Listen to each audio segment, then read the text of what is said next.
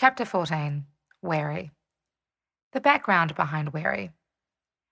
Believe it or not, I actually wrote Wary in 2011 while I was still living in Auckland, New Zealand, but I couldn't do anything with the song because I was in a hard rock band at the time and the sound just wasn't right. Musically, Wary was inspired by the Desiree and Babyface cover of the Pointer Sisters classic, Fire, which was very different to the hard-hitting sound of Far Away. Lyrically, however, Wary was inspired by a huge crush that I had developed at an open mic night I frequented living in Auckland.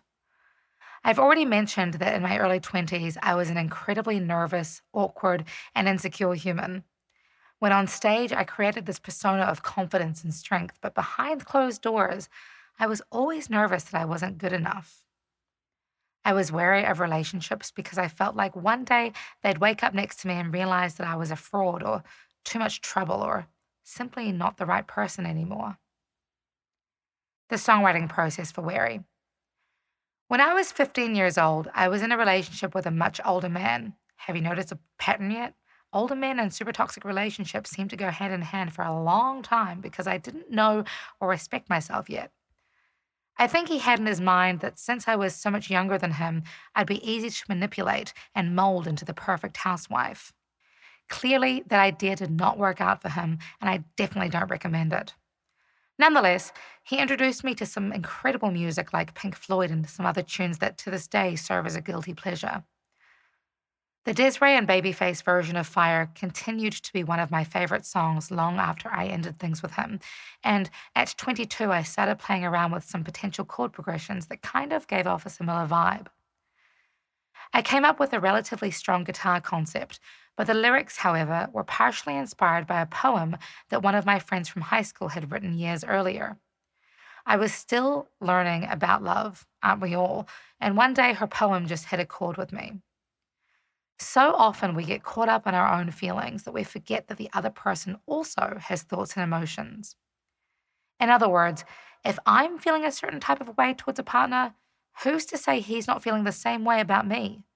If I'm feeling nervous, vulnerable, and wary, who's to say he's not also feeling nervous, vulnerable, and wary? I dove deep into a story of who the main character of the song was, me, and who the person she was singing about was, him, all culminating with the punchline, "There's no need to be wary." In other words, we're both feeling feelings. Let's talk about them, work through them, trust each other. How Wary saved me. The punchline of Wary still to this day reminds me of the importance of communication with people in my life. Not just partners, but anyone. We are always the heroes in our own stories, so we forget that the other person might be feeling similarly. In fact, I think we often forget the other person might be feeling anything at all. When I eventually did record this song as a solo artist, not with Static Era, I was astonished to find the amount of positive feedback I received from men who listened to the track. It served as an important reminder that men have feelings too. It's unhealthy how society expects men to harden up and be a man. Feeling is a good thing. Activity. What are some situations in your own life that involve other people where you've gotten caught up in your own perceptions and feelings? How do you think the other person or people feel in response to your thoughts and feelings? This is not to suggest that your feelings are wrong or unnecessary.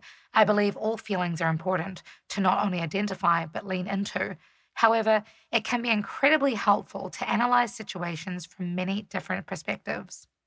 Every time you come into some kind of dispute or disagreement with someone, take some time to analyze the situation from as many perspectives as possible. It's important to remember that most people don't actively wake up every day wishing to do harm on others. We simply often misunderstand the other person's perspective and exacerbate the situation into something more malicious than intended, and then we respond similarly.